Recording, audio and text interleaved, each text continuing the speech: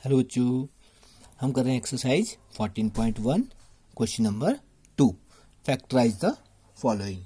तो फर्स्ट हमारे पास है 7x माइनस 42। तो 7x माइनस 42 है तो हम इसको रीराइट करते हैं। इसको लिख सकते हैं 7 इंटू एक्स माइनस 42। 42 के फैक्टर्स हम निकाल के देखते हैं एक बार। 2 1 जा 2 2 जा 4, 2 1 जा 2, 3 से 3 7 जा 21, 7 1 जा 7। तो यहाँ पे क्या फैक्टर्स हमारे पास आ रहे हैं? यहाँ आ रहे हैं 1 इंटू 2 इंटू 3 इंटू 7। क्लियर है? और 7 को भी हम लिख सकते हैं 1 इंटू 7। तो अब देखो दोनों में क्या क्या कॉमन आ रहा है, हम ध्यान से देखेंगे। 1 दोनों में कॉमन आ रहा है, ठीक है। 7 दोनों में कॉमन आ रहा है, और x है दोनों में नहीं है, तो जो कॉमन आ रहा है उसको आगे लिख लेते हैं 1 इंटू 7 ब्रैकेट्स। यहाँ क्या बच गया? x माइनस, और यहाँ 2 3 जा 6, ठीक है। तो हमारे पास क्या बन गया? ये 7x माइनस 6। क्लियर है? एक बार फिर देख लो। देखो 7x को हमने लिखा 1 इंटू 7 इंटू एक्स, एंड 42 के फैक्टर्स जो हमने अभी यहाँ निकाले थे उसको हमने रीराइट करके लिखा 1, देखो यहाँ है 1 2 इंटू 3 इंटू 7, ठीक है।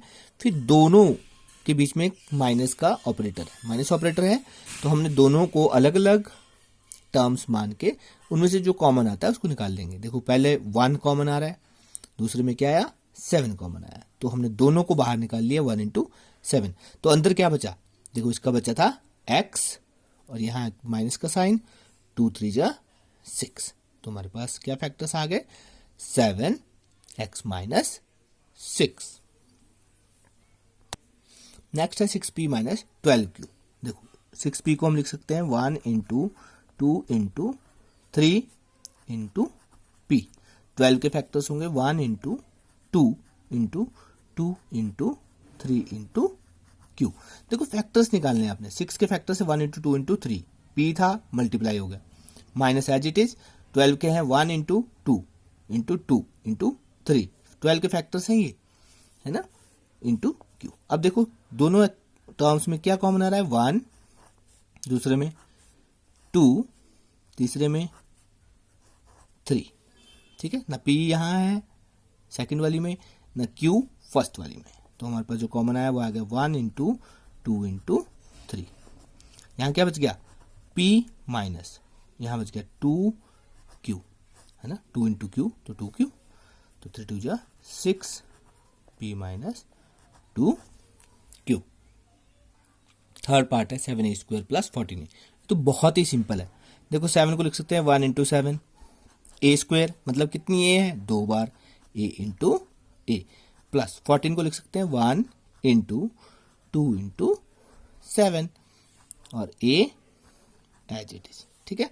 अब कॉमन देखो 1 7 और यहाँ ए, तो कॉमन आ गया 1 इंटू 7 इंटू ए। यहाँ क्या बच गया?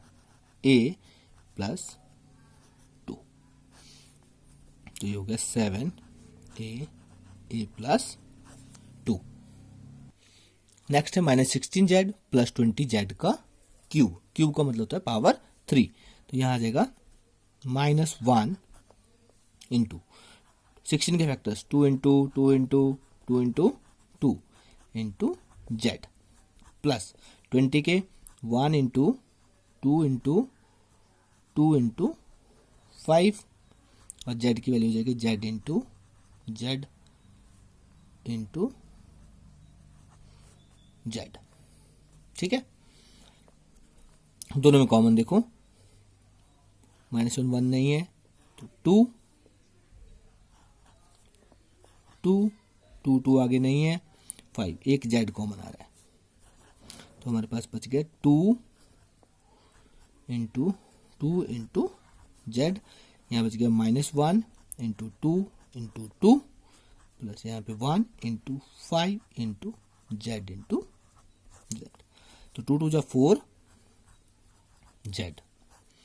-1 इंटू टू -2, 2 2 जा 4 into -1 is -4 plus 5 into 1 is 5, Z into Z is Z का स्क्वायर। तो हमारे पास जो आंसर होगा वो होगा 4z multiplied by -4 5 plus 5z square. Fifth part है 20l square m plus 30 ALM। तो 20 के देख लो क्या निकलेंगे फैक्टर्स, 2 इंटू